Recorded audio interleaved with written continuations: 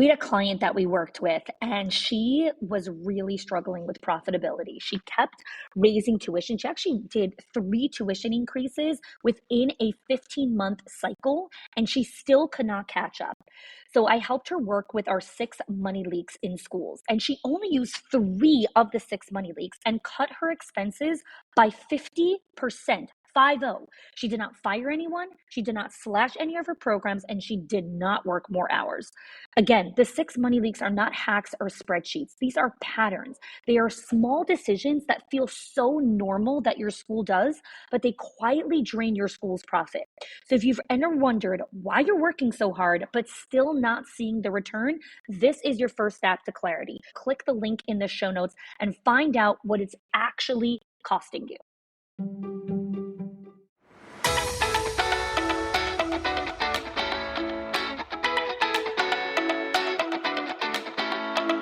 Welcome to the Schools of Excellence podcast, a place for insightful conversations about building sustainable schools of excellence. Join me each week as we explore the importance of leading with your values, creating impact, and leaving a lasting legacy. My goal on the show is to provide you with clarity, elevate your mindset, and equip you with practical strategies and inspiration. I'm Chanie, a proud mother of 4, a former New Yorker, now savoring sunny Florida vibes. With a professional journey spanning 18 years across all levels of school leadership, I bring nuanced insight that delve into the intricate details of running a center, as well as the broader visionary aspects of leadership. Thank you for joining me for this conversation. Let's build a legacy of excellence together. Hello there, and welcome back to another episode of the Schools of Excellence podcast. I'm really excited about today's episode. I mean, I'm always excited about episodes because I love sharing content with you guys. Today's podcast is all about the unseen impact of your calendar on profit, retention, and enrollment issues. And the reason why I'm recording this conversation now is because a lot of leaders are struggling with profitability, with cash flow, with economic contraction, with enrollment issues, with retention, both staff retention and parent retention.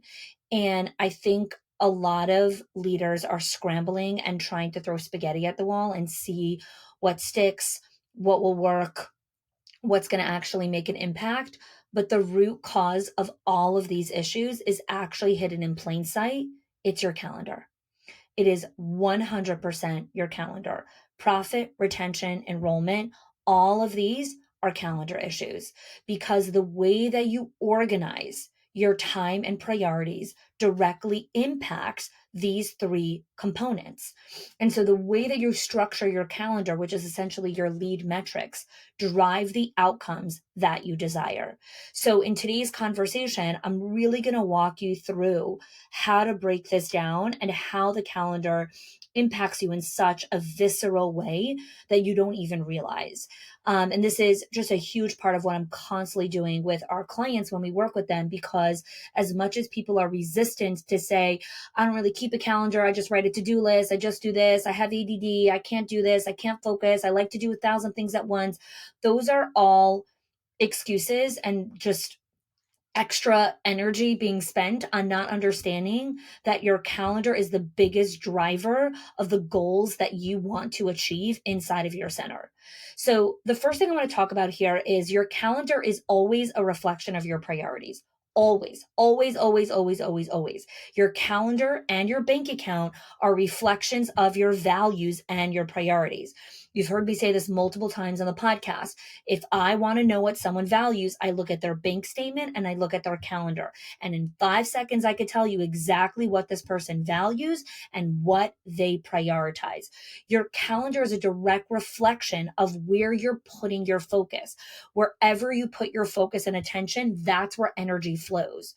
So if your calendar is filled with low value tasks, your school's performance is going to suffer. It's going to actually truly be impacted. Now, A lot of leaders that I work with, even leaders that are running multi-million dollar operations, multi-site operations, 5, 10, 15, 20 locations, the way that they operate in their day is reactive versus proactive. They spend a lot of time reacting to the daily issues, to the questions that come at them, to the opportunities that are presented in front of them, instead of really proactively focusing on what is the activity that will drive the growth that I desire inside of my center. And so they don't dedicate enough time to activities that drive profitability, retention, enrollment, all of these things. And instead, a lot of time is focused and the energy goes to solving issues, management issues, communication issues, staff issues, leadership challenges, meetings of projects or kickoff calls of things that you don't need to be involved in. And all of these things are just showing you, look how many hours you're actually spending on low value activities. One of the exercises that I do regularly when I audit my calendar, I'm going to walk you through how to audit your calendar, is I quickly look at how many hours a week am I working in my business. So delivering, like coaching clients, delivering, doing any of those activities versus working on my business, which is activity that drives the brand growth, the IP creation, right? So in Schools of Excellence, we have 7 trademarks of assessments, diagnostics, and thought leadership that grow the brand. The podcast, what I'm recording right here, is a brand building activity. This is very different than an activity of coaching a client. Both are important, but I have to make sure that my calendar doesn't only have delivering and servicing people, but it's also brand building and working on my business. Recording a podcast and getting it out there is a perfect example of working on my business, because the podcast grows our brand and helps us reach thousands and thousands more people. So that's what I mean by looking at those things. And I'm going to explain more about it. Okay. The activity that you need to be looking at, and this is the first exercise you could do. So if you're driving or doing something else, come back and listen or press pause and take out a piece of paper. What activity directly impacts profit, enrollment, and retention? So if you're the owner and you're listening to this, do you know what activities only you can do that impact the profitability, the enrollment, and your retention? And if you're a director that's listening to this, or if you're an owner and you want your director to listen to this episode, what is their activity that directly impacts those factors? So not reactive, which is, oh, I ran the tour. Okay, but if you don't have enough tours because your enrollment is down, then you need to be doing activity that brings people to the tour, right? So that requires visibility. So if you remember in a previous episode, I had 3 strategies of how to increase enrollment this month. Go back to that episode. I walk you through how to be more visible as an owner. So you need to be looking at what impacts profitability. Well, payroll, expenses, auditing financials, all of these things impact profitability, but you have to know how to audit your financials and forecast properly from a cash flow perspective. This is something that we teach inside of our program, how to forecast properly, right? And understanding the discerning questions that you need to be bringing your tax strategist, your financial advisor, your accountant. They know what they know, right? To them, every single thing that they look at is like, this is how it has to be done. This is the best practice. This is the best practice. They don't know your center. And as a leader, as an owner, you have a responsibility to your center to actually come and ask the difficult questions to your financial team that is impacting your profitability. That's one component of just like payroll, expenses, all of that. Another bucket that impacts profit is product. Profit can be a product problem. What do I mean by that? Well, you might be struggling with enrollment because your offer doesn't align with your market anymore. And so you're marketing a product, your school, to people that don't need your product. So your enrollment is struggling. So this is not a marketing problem. Like, we need to hire more marketing people to help us rebuild our website and rebuild our ad campaigns. No, your profit problem is actually a product issue. You need to redevelop your product and make it stronger and make it align to what your demographic is seeking. We had a client that we were working with that she lives in the suburban area. And over the last several months, there's been a giant shift of turning that suburban area into a city, much more rural area. And I said, okay, parents that choose to live in the suburbs versus the city have very different values. They have very different things that they're seeking when they're looking for childcare. Are you shifting your product deliverables, the what your school offers, to ensure that it's still aligning with what your parents desire? If you don't, you're going to have an enrollment problem. So this is me guiding the client, forecasting and showing her this is right now a calendar issue, right? You need to dedicate time on your calendar to revisiting your product, making changes to it before you go and start marketing it again, because you can market all day long, but if your product isn't strong to deliver to your demographic, you're going to have an enrollment issue, which is going to be a profitable issue. So when I communicate this and when I explain this to clients, it's very earth shattering for them and like, whoa, I didn't realize that. Calendar is always the root cause. Let's go to staff for a second so that I could go even higher level for you before I go into some more nitty gritty things. When I was a director for many years and I led schools. When teachers, and I was also a mentor teacher. So it started when I was a mentor teacher. When young staff or new staff in the workforce would come to me and say, I'm struggling with transitions. I'm struggling with this child. This kid is hitting all the time. I can't figure out how to get circle time running properly. Whenever we have to pack up to go outside, one kid always falls or starts crying. There's always an issue there. I'm struggling with my co-teacher. We're not getting along with each other. The first thing that I always look at when a teacher brings me a problem, it doesn't matter what problem she brings me. Whenever she brings me a problem, I look at the daily schedule. What is your daily schedule? Is it developmentally appropriate for the age group that you're teaching? Is your daily schedule reflective of your hours that you are contracted to work in the school and your co-teacher's contracted hours? A lot of times when we look at this, the daily schedule, it's like, 1 second. The reason why you're frustrated is because you don't feel that your co-teacher is carrying her weight. Well, actually, her contracted times start over here, so it's physically impossible for her to carry weight at this hour. If you need support at this hour, you need to come to the director. I was a mentor teacher at the time, and say, hey, this is the challenge that we're experiencing here. Here's what's going on. In order for this classroom to run smoother, the co-teacher needs to, or the colleague or whatever it is, needs to come a half hour earlier in her shift in order for this to happen. And then the director can make a decision with the owner. Can we create more hours? Can payroll take it or whatever it is? And you should, because the teacher needs to be supported, right? So that's a calendar issue. It's a daily schedule issue. I say this all the time till I'm red in the face.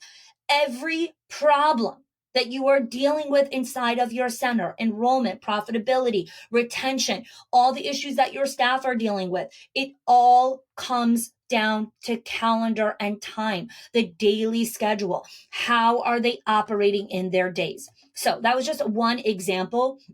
And I walk our directors inner circle program how to lead those conversations with teachers to help them understand how to create better filters for how they look at their schedule of the day. They cannot look at it in a reactive way, which is just like, oh, okay, I guess this is what the schedule is because this is what the state said, or this is what NACCE said, or this is whatever. It doesn't matter what NACCE said. What makes sense for your classroom and your demographic of children and your age group and your season of life? We trust so blindly certain components, not recognizing that you're not an AI botted machine. You're a human who's real, who has a real life, who didn't have a good night's sleep maybe the night before, who ran out the door and wasn't able to grab lunch. Like, all of these things impact your calendar. And it always comes down to that component. Always remember that. Okay, let's move to the second part I want to talk about here, which is the power of activity blocks. Dedicated time blocks on your calendar for activity that influence profit retention and enrollment. You must have activities that actually impact your ability to bring in new leads, your ability to sit down and think about how am I going to upgrade this product and deliverable so that it services our current parents. I don't even know what our parents want. Okay, so then we need a time block on your calendar that has time to interview and have conversation with families. You need a block on your calendar that creates a parent survey. This is why inside of our Owners HQ program, our clients love it, because we have all of these resources for them. So they don't need to reinvent the wheel. So when a client needs to go to parents and get data, they log into our portal, they pull out the parent survey, they read through the questions, they plug and play which ones make sense for them, and then go to their parents with the survey so they can get the data and understand how to extrapolate the data and make it make sense to up level your product, right? That's what it means to have dedicated blocks for activity that influence your profitability. Okay. Now, when you're looking at those activity blocks, one of the things that happen a lot of the time is clients will tell me, I have that time block, but something else came up, or this teacher called out, or licensing showed up and I wasn't able to honor the time block. Here's the thing that we need to understand, and maybe this is a whole separate podcast episode. When you have a block on your calendar, you don't just put a block there. It has to be done with just a little bit of brains. Like, I remember I was working with a director many years ago when I first started working with clients on blocks, and she chose Monday morning at 8:30 in the morning for a time block to do one-on-ones with her teachers. And when I met with her 30 days later and we were doing a calendar audit, this is something that we do inside of our program. I run regular calendar audits. I said, well, how's it working out for you, your one-on-ones at 8:30 on a Monday morning? And she said, well, I never get to it. I said, well, let's think about why. Why would Monday morning at 8:30 probably not be an ideal time to run one-on-one? She's like, well, I'm usually doing morning arrival. I'm like, oh, so 8:30 on a Monday morning is actually a block of time that says morning arrival, not one-on-ones. She's like, oh, I feel so stupid. I said, it's not about feeling stupid. It's about going on the field of play, running the play, which you did. It didn't work. Now you came back to get feedback. The feedback is telling you Monday morning at 8:30 is not a correct block to run one-on-one meetings with staff. Great. Now that you have that information, let's look at a week and let's think, what would be a better hypothesis of a time that we could put some blocks for one-on-ones with teachers? So she said, maybe Thursday afternoon. I said, okay, well, let me ask you a question. Do you have any reoccurring commitments that happen on Thursday afternoon? So she said, yes, actually, I have to leave early on Thursdays. I forgot at what time, because I have to pick up my daughter from my ex. She was a single mom.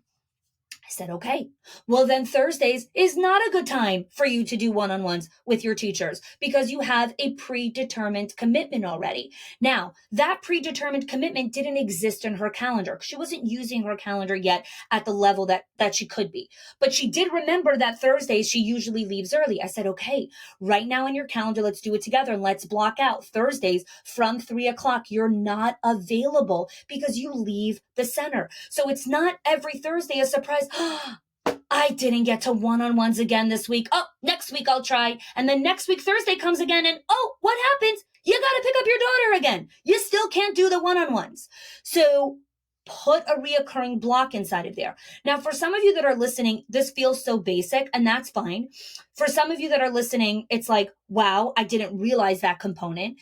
And filter it through the lens of where am I making this mistake over and over again and putting something in my calendar, knowing very good and well that I'm probably not going to get to it. And it's just a placeholder. No, blocks are not placeholders. They're actual blocks of time that you need to work on the profit producing activity.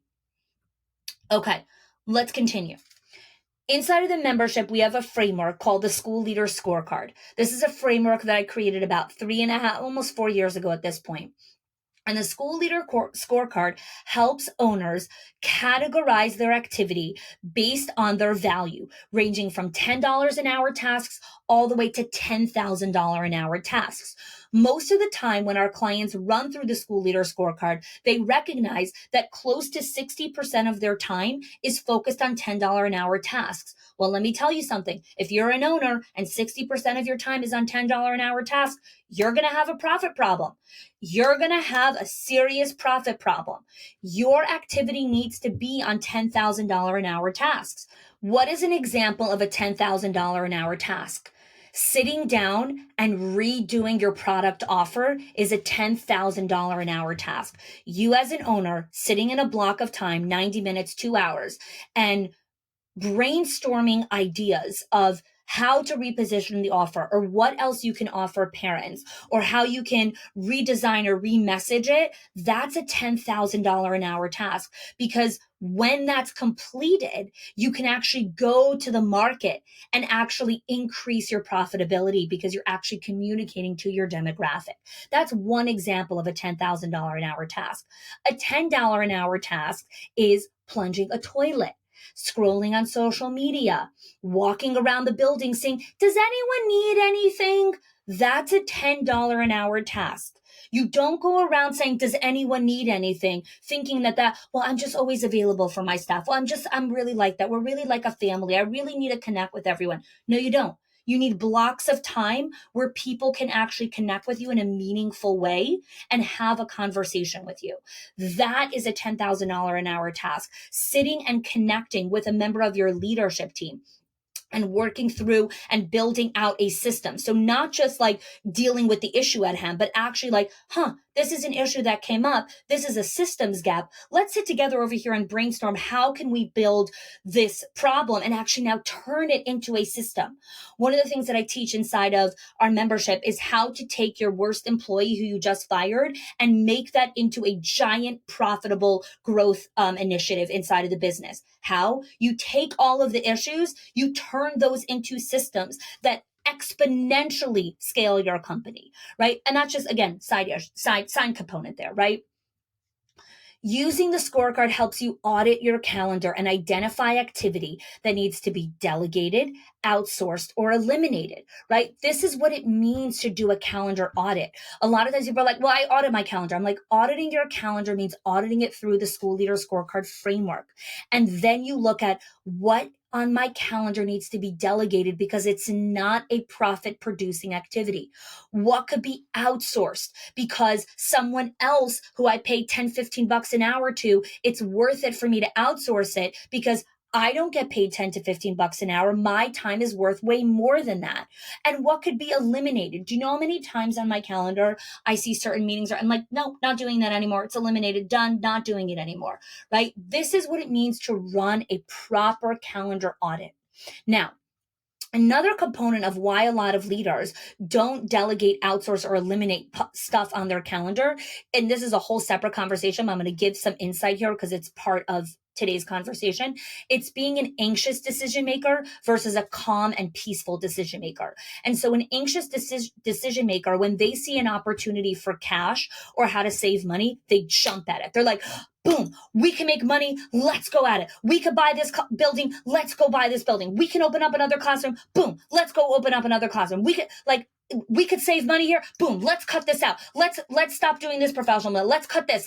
They jump versus being peaceful and thoughtful and saying, 1 second, does this align with my calendar goals, right? With the business goals. So I want to tell you just a story that literally just happened a couple of months ago, where just to recognize what it means to be a thoughtful, intentional decision maker about opportunity that comes to you. So I had someone reach out to me who asked me to do a full kind of in-depth training on site in their company. So they wanted me to come to do like a big leadership intensive, 2 days in their company. It would require a lot of like pre-work and then in the center itself, and then work in the center, and then follow-up calls and implementation and all of this kind of stuff. And it's the kind of stuff that I love to do. I love connecting with leaders. I love coming inside of schools. I love all of this kind of stuff, right?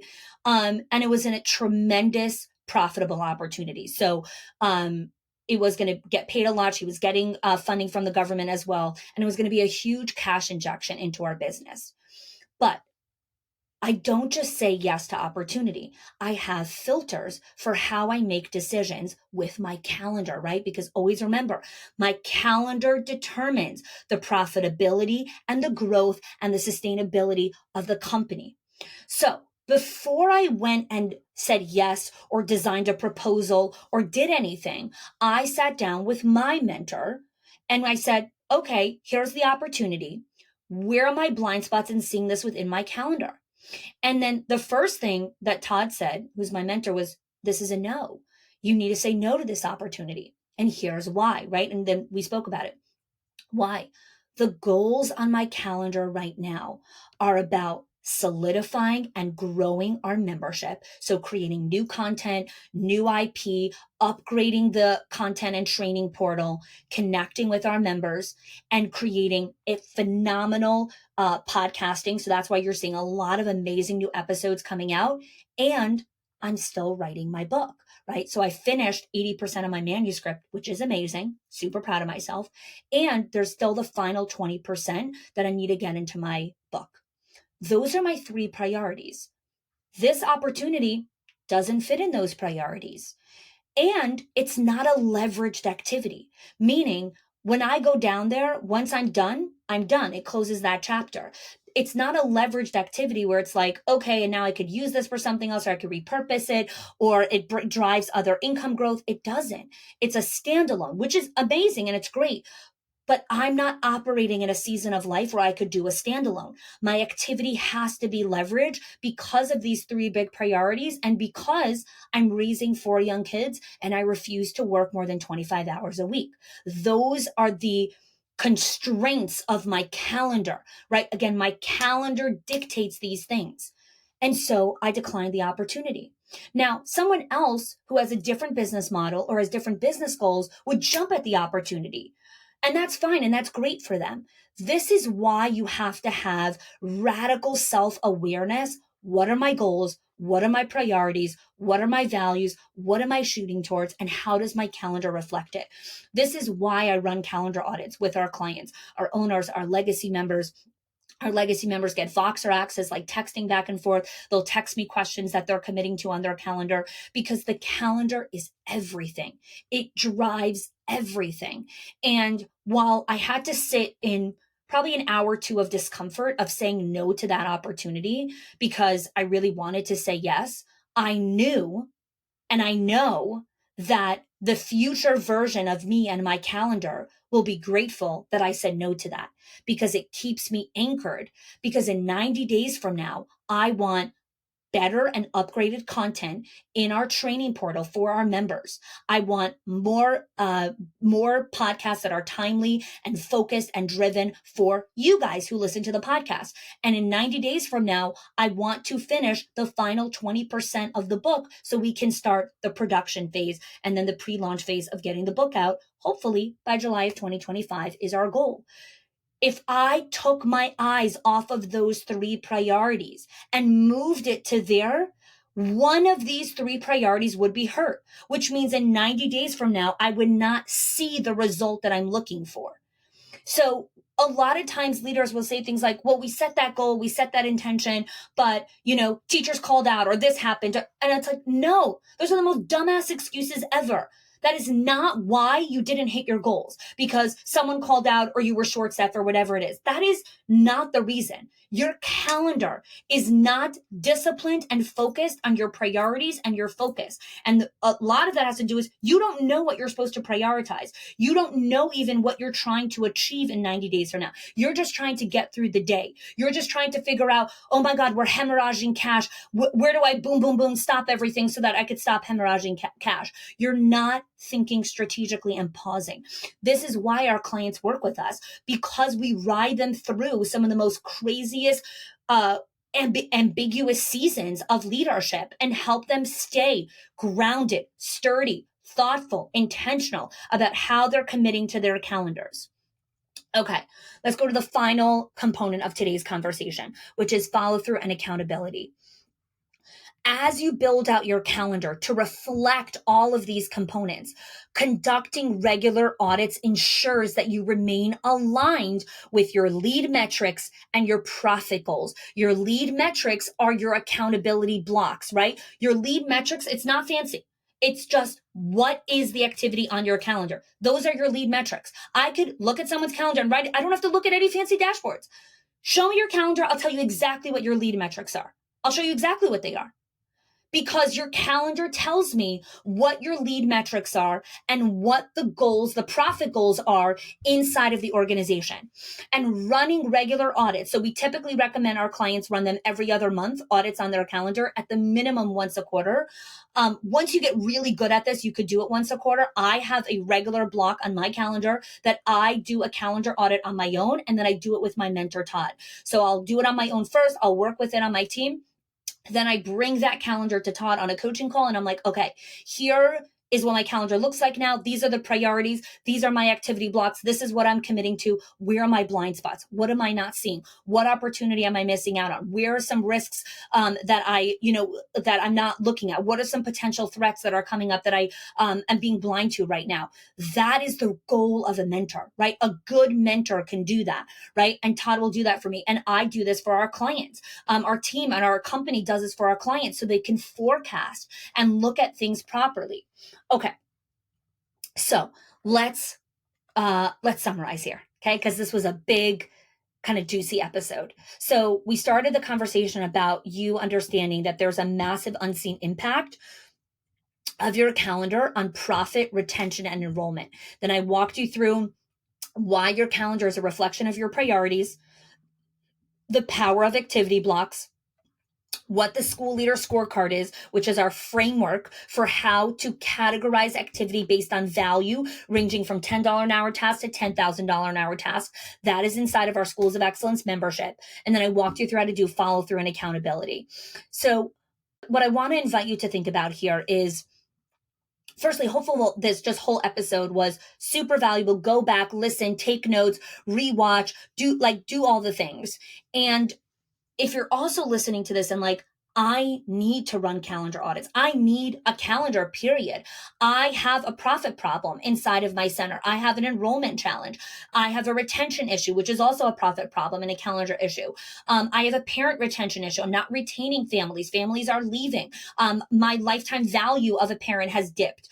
All of these things are systems and frameworks that we want to be implementing into your activity blocks on your CEO calendar, on your calendar as a school leader. And this is what Schools of Excellence does amazingly well. We really understand the foundational components of time, of mindset, of how to build this into your calendar, and the systems and the frameworks to execute. So you're not reinventing the wheel. So you're not taking a 4-hour time block trying to figure out how to create a survey. You just plug and play from the surveys that we have. You're not trying to sit down and figure out what are all the different ideas of how I can upgrade this product. You use our framework of questions to filter through what are the different deliverables that I should even be thinking about, not just jumping into a Facebook group into the abyss and saying, what are all the new things that you've added to your parent, program or whatever it is.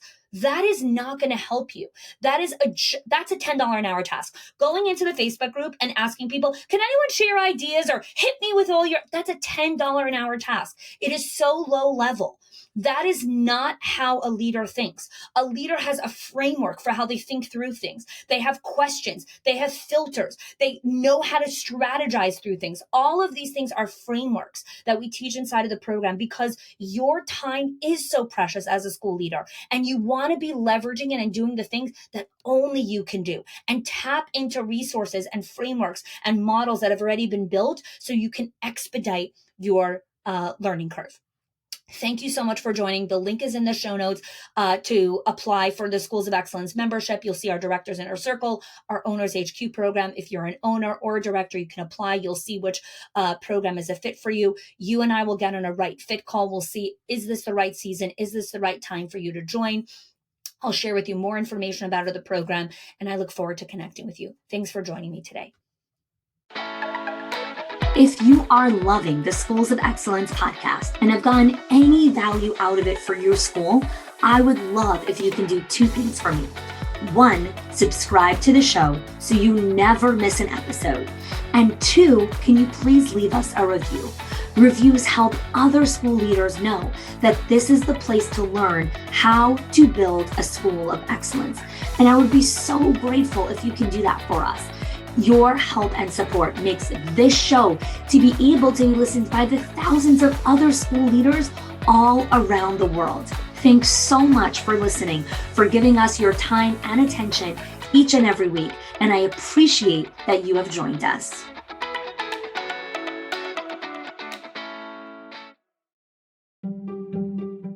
If your accountant has ever told you to cut back on professional development or slash your teacher appreciation budget or your staff development budget just so you could stay afloat, or has told you, hey, you probably can't go invest in that program, please listen. The problem is not that you're spending too much money on your people or yourself or your investment or your support system. It's that your school has invisible money leaks that are draining your profit, leaks that no spreadsheet will ever catch or accountant. So I created the 6 money leaks of schools that show you the 6 core areas that schools lose money every single month without realizing it. If you close even one of them, your profits will start to soar without sacrificing your team. Go get it now and stop blaming the things that are actually building your school.